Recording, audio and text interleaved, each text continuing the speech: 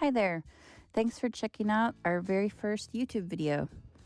So today we're going to talk about how to play Philopoly, a game all about emotions.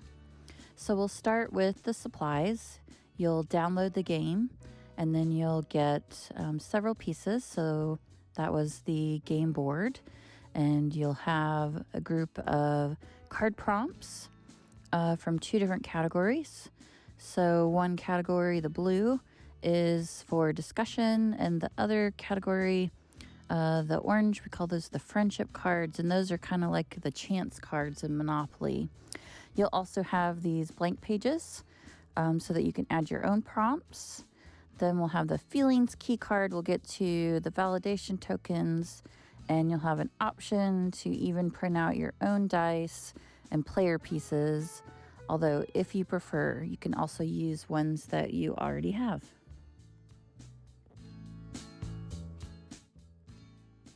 So next, you'll cut out the pieces, including the game board. The game board is really easy to assemble.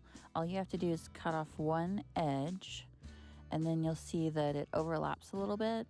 So it's really easy to just line it up. And then you can tape it on the edges or on the back, or even glue it, and you've got your game board.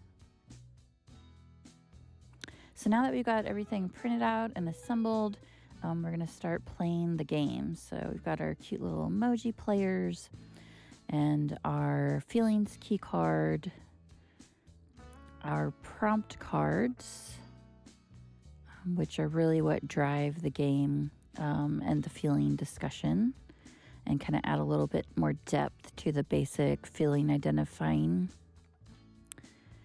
And then we've got the friendship cards with the handshake, and those are add a little bit of fun and variety to the game. So we're going to put our pieces anywhere on the board, it doesn't matter. And then we can roll for whoever goes first, just decide. Then, in this case, we've landed on one of the friendship cards, so we're going to draw a card and follow the instructions. In this case, it says that we get to validate an emotion. So we're going to just pick one, since that's what the prompt card is telling us, and then we're going to answer the questions, just follow the instructions on the key card. So we might label this feeling as anxiety. You get to pick the feeling and label it, and then discuss how anxiety feels in the body. And then you, as the game leader, can expand, can ask more questions. And once that prompt is completed, then you validate it by putting the matching token down. In a longer game, you can also keep the card until you roll on that piece again, and then you would get it. But for a shorter game, for say two people in a session, you can just go ahead and validate it. So we roll again, and we got another feeling. So we're going to name that feeling. Maybe we give this one confused. We choose one of the prompts. Again, the game leader can direct that. Maybe you want to ask them a different, have them answer a different prompt. And then again, depending on which way you've chosen to play, you can keep the validation tokens, or you can go ahead and validate the emotion. And then all along, you're sending the message and encouraging the idea that all feelings are valid, that we have a right to safely express them, and you're giving a fun way to name feelings, talk about feelings, and discuss them in a less threatening environment. And our goal, as you might imagine, is to validate every single feeling on the board. And so we're going to continue following the prompts, validating emotions, and then we'll talk about the other card that we can land on, the hearts, which are the prompt cards. And so I'm going to try to roll one. We're going to need probably like a 4 here, so we'll keep going. At least you know the dice work. They're kind of fun. Can be something that your clients can make along with you. And so now we got our 4. So we're going to see what this prompt card says.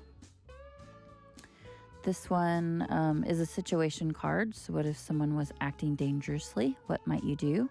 And so that can open up a discussion for the player, for you, for the group, to talk about that.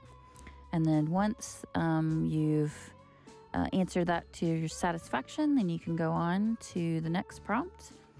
And we just continue to move around the game, answering the prompts, follow the instructions at the bottom of the card.